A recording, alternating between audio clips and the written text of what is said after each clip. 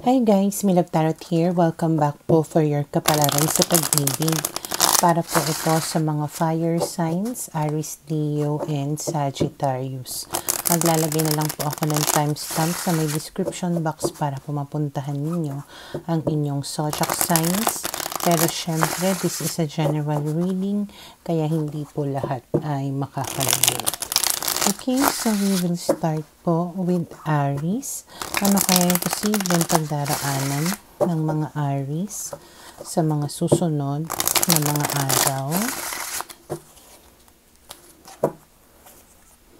Okay, so we have here the Ace of Swords, the Seven of Wands, the Two of Cups, and we have here the Four of Wands. Okay, so base sa mga barahan na to, mukhang merong makikipag-communicate sa inyo or mag-uusap kayo ng person mo para linawin yung status ninyo, kung ano na nga ba yung kinalalagyan ninyo na dalawa, kung ano na ba yung label ninyo, okay, or kung magkakaroon na ba ito ng level up, pwedeng ganyan, okay. So yung iba sa inyo siguro kasi parang MU lang or situationship, ganyan, na walang commitment. So, pwedeng pag-usapan ninyo na finally magkakaroon kayo ng committed relationship with each other. Kung halimbawa naman na magjowa kayo, pwedeng ang pag-uusapan ninyo is yung pagse-settle down ninyo or yung pagpapakasal. Okay, so parang you are trying to build your relationship, build it up, or to progress it. Okay, so lilinawin ninyo, kumbaga, yung estado ng relasyon ninyong dalawa. Okay, so we have here the Devil, the Knight of Wands, the Knight of Coins, and the Queen of Cups. Okay, so pwedeng itong relationship na ito, may some kind of toxic na ugali yung isa sa inyo na pwedeng nakakaapekto doon sa pag-level or sa pag-progress ng relationship ninyo. Pwedeng yung person ninyo ay may history ng pangbababae or panglalaki or meron siyang mga bisyo na pwedeng nakakaapekto doon sa relasyon ninyong dalawa. So, kasama yon kumbaga doon sa pag-uusapan ninyo, and pwedeng sasabihin niya nga dito na handa na siya na magseryoso or to settle down or to commit to you. Okay, habang ikaw naman you are being understanding here kasi nga talagang mas mahal mo siya kaysa sa mas mahal ka niya. Okay, and then we have here the Seven of Cups, the Four of Swords, and the Nine of Wands. Okay, so ang nakikita ko dito is huwag ka ma-excite, okay, kapag dumating yung time na nag-usap na kayo about it. Kasi baka sobrang mag-expect ka, sobrang, alam mo na, mapangunahan ka, kumbaga, ng iyong damdamin.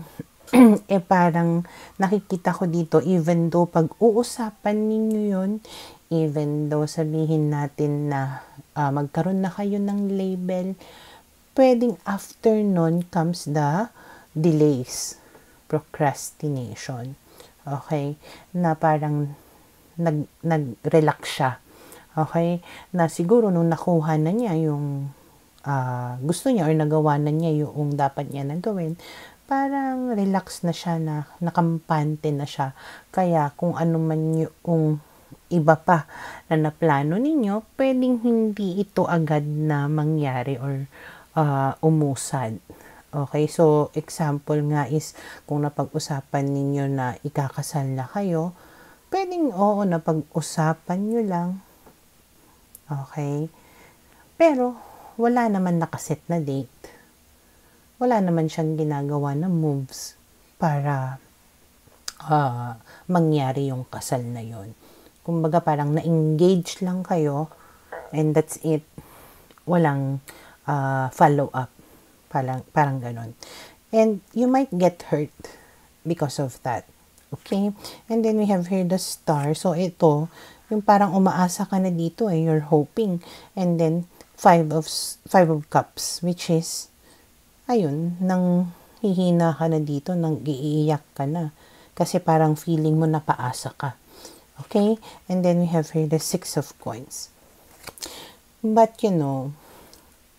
it does not mean then na hindi niya maibibigay sa iyo yung mga ibang pangangailangan mo. Pwedeng nandyan pa rin naman siya. Nabibigyan ka pa rin naman niya ng panahon. Pero yung mga pinangako niya, yung mga plano ninyo, pwedeng, ayun nga, hindi nangyayari. So, for now, ito yung nakikita ko na posibleng mangyari sa mga Aries. Para sa mga Leo, okay, let's see, ano kayong posibleng pagdaraanan ng mga Leo sa mga susunod na mga araw. Okay, so we have here the Queen of Swords, the Ten of Wands, the King of Coins, the Wheel of Fortune. Okay, so nakikita ko dito, merong isang tao na maaring mag-create ng problema. Okay, na pwedeng maapektuhan yung relationship ninyong dalawa at magkaroon ng mga malalaking pagbabago. Okay? And then, this is somebody na pwedeng hindi makalet go. Okay? Pwede rin naman na kayo to. Pwede naman kayo to na mag-recreate ng problema. Okay? Just apply it according to your situation.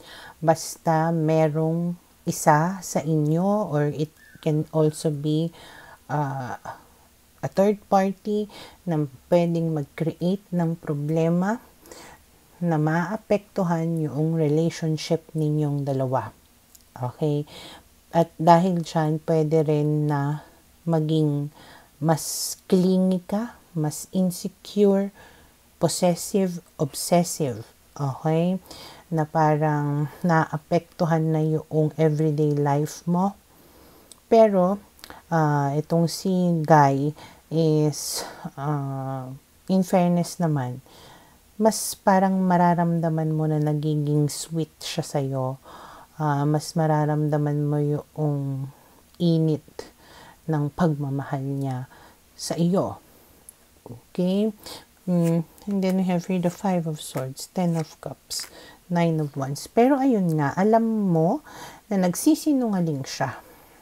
Nararamdaman mo yon. Okay? At naapektuhan talaga dito yung family ninyo. Lalo na kung meron kayong mga anak. Pwedeng hindi lang kasi ito yung first time na nangyari ito. Parang dumadating ka na sa punto na sawang-sawa ka na, pagod ka na. Okay?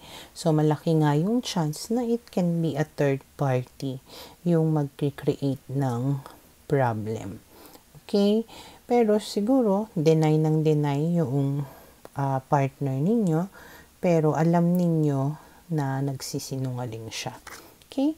And then we have the Strength card and then the Tower. So, nakikita ko nga na parang patuloy ka na paaamuhin nitong partner mo, ng person mo. Patuloy ka niya na susuyuin, maghihingi ng tawad sa'yo.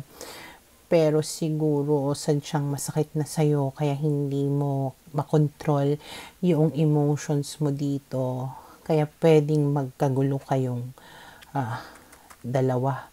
Okay? Yeah, okay. 5 of Wands. So, talagang sobrang conflict. Fighting. Okay? Argue. Yan yung mga pwedeng mangyari between you and your person sa mga susunod na mga araw. Okay?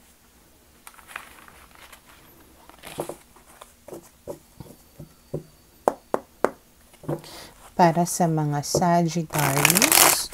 Okay, let's see. Ano kaya yung posibleng pagdaraanan ng mga Sagittarius sa mga susunod na mga araw? We have here the Hermit, the Eight of Coins, the Three of Wands, and the Page of Wands. Okay, so maaaring makaramdam ka ng kalungkutan sa mga susunod na mga araw. And it has something to do with a fellow fire sign. So, yung person ninyo is pwedeng Aries, Leo, or Sagittarius din. Okay, so pwedeng nahihirapan kayo dito na mag-move on. Kaya parang yun ang kailangan ninyo na bigyan ng focus, or you're really trying hard to move on from this person. And ayun na nga, nalulungkot ka na. Okay? And then we have here the Fool. Pero deep inside you, alam mo na kailangan mo nga na mag-move on na magsimulang muli sa buhay mo. At parang wag nang bigyan pa ng panahon, or wag ka nang mag-focus doon sa person mo na yon, na pwedeng sinasabi mo sa sarili mo na forgive and forget na lang. Okay? Pero etong person mo, may chance kasi na pwedeng gumagawa pa rin siya siguro ng way to reach out to you, to talk to you, or pwedeng nagkakausap kayo once in a while, pero hindi lang ikaw yung option niya, or pwedeng wala naman siyang ginagawa para magkaroon ng progress or development doon sa pag-uusap ninyong dalawa. Yung tipong ano lang, kumusta lang siguro kapag naalala ka niya, or kapag nalulungkot siya, or wala siyang choice, namubore siya. But hanggang dun lang. Okay? So, alam mo na you need to move on from that. Alam mo na kailangan mong i-stop yung pakikipag-usap sa kanya, kasi habang kinakausap mo siya, mas mahihirapan ka na mag-move on. Okay?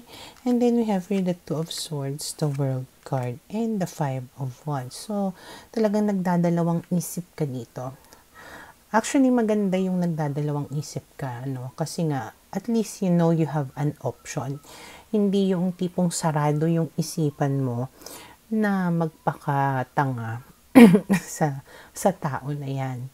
Okay? So, you are torn between moving on and ayun nga na mag-start sa buhay mo, or makipagbati sa kanya, or patuloy na laban, or ipaglaban mo yung damdamin mo na yan. Okay? And then we have here the Ten of Coins, the Three of Coins. So, there's a chance na pwedeng makipag-ayos nga sa'yo etong tao na ito, at maging kayo muli. Okay? Pero, of course, hindi ko lang sure kung gugustuhin mo pa ba kapag dumating yung oras na yun. Okay? Yeah. Kasi may chance na parang hindi ka na naniniwala sa kanya. May chance na baka magsinungaling lang siya, or ayaw mo nang ma-hurt. Okay? Na tipong bakit ngayon pa? Ganyan. Kung kailan parang nagde-decide na ako na mag-move on. Okay?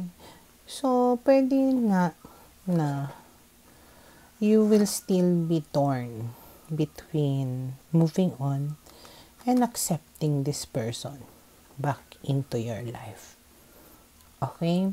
So, for now, ito yung nakikita ko na posibleng mangyari sa mga Sagittarius